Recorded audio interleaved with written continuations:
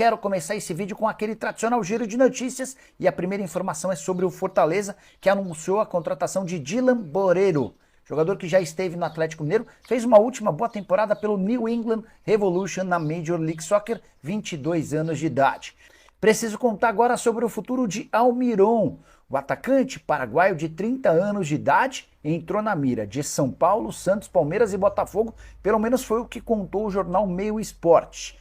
Confesso que achei a notícia meio esquisita, mas quero contextualizar para vocês. Primeiro, porque além de citar São Paulo, Santos e Palmeiras, o Meio Esporte afirma que o Newcastle toparia liberá-lo por 5 milhões de libras.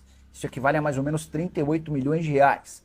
O Botafogo sinalizou com uma proposta de 10 milhões de euros ou 64 milhões de reais e talvez nem tenha sido suficiente para o sim do Newcastle, até porque o jogador está avaliado em 102 milhões de reais. Mas queria explicar sobre São Paulo, Santos e Palmeiras. São Paulo alega não ter dinheiro para grandes investimentos. Vai ser uma temporada de 2025 de reajuste financeiro. O Santos não tem capacidade para fazer um investimento desse tamanho, de 10 milhões de euros ou algo do gênero. Já o Palmeiras acaba de contratar 2 pontas, o Facundo Torres e o Paulinho. Será que valeria a pena contratar mais um? Diante desse cenário, confesso que estou mais convencido de que se o Almiron vier para o Brasil ou para a América do Sul, o Botafogo é favorito. A grande dificuldade nessa negociação, notícia ainda do ano passado, dava conta de que o Almiron ainda pretendia jogar por mais algum tempo lá na Europa antes de retornar ao futebol sul-americano, atleta cujo contrato no Newcastle se encerra em junho de 2026 e ele para essa temporada perdeu bastante espaço. Relação entre o jogador paraguaio e o atual treinador não é das melhores. E o Atlético pode usar o dinheiro ou parte do dinheiro da venda do Paulinho para contratar Soteldo. O atacante venezuelano que não fica no Grêmio foi devolvido para o Santos, agrada ao Cuca. O Cuca já indicou a aquisição do atleta, o nome está sendo avaliado pelos investidores do Galo e a tendência é que seja feita uma proposta ao Santos nos próximos dias. O Peixe vinha pedindo 5 milhões de dólares pela transferência do atleta. Soteldo, que quase foi parar no Cruzeiro, o negócio deu uma esfriada depois que o Cruzeiro recebeu a sugestão da contratação do Marquinhos, que chega praticamente de graça por empréstimo do Arsenal, nome que foi referendado pelo Fernando Diniz, o novo comandante do Cruzeiro. A saída do Paulinho, montar a linha ofensiva do Atlético. Pode ser ali o quadrado, pegando o meio campo para frente com os atacantes. Tenta fazer esse jogo com a gente aqui agora, com essa turma que eu vou colocar na tela aqui agora.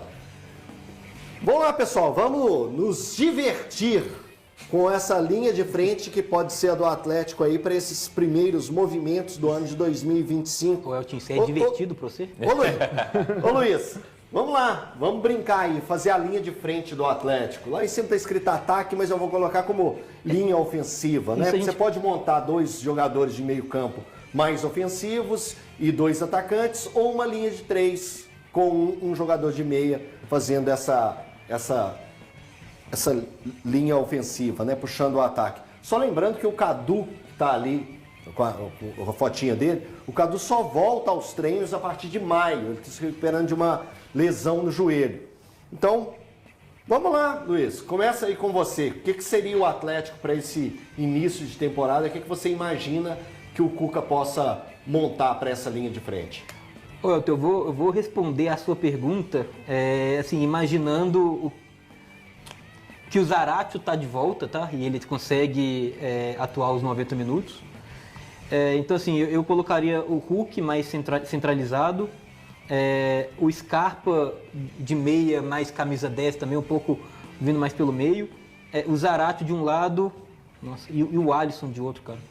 Porque, assim, o Bernardo é um cara que eu acho que pode ser recuperado? Pode, mas é porque também o que a gente tem dele recente é muito ruim, não dá pra pensar hoje no Bernardo jogando. Eu espero que ele eu acho que o Bernardo é das maiores decepções do futebol brasileiro, desses jogadores que chegaram no meio do ano. Eu acho que ele é a grande decepção. Eu acho que ele é a maior decepção, falando no Atlético, dos últimos anos, das contratações que o Atlético fez.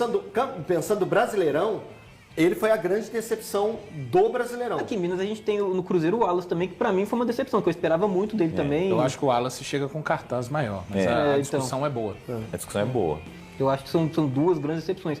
Mas sim, aí respondendo a sua pergunta, desse time aí, eu faria isso, o Scarpa, Zaratio Hulk E Alisson. e Alisson, que é o jogador de velocidade que o Atlético tem hoje. E lembrando, pensando um pouquinho com a cabeça do Cuca, é um cara que gosta, é um treinador que gosta muito de jogadores de velocidade pelos lados, né? Então, o Atlético vai ter que no mercado buscar hoje, só tem o Alisson. Ô, Valu, lembrando, né, que agora é o Cuca, o treinador, ele tinha um apreço muito grande pelo aquele jogador centralizado, né? Lembrando o ano de 2013, quando ele jogava com o Jô. Ele consegue fazer isso com o que ele tem em mãos hoje?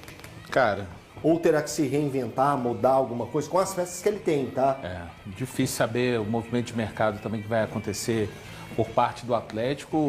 Eu iria ali imaginando...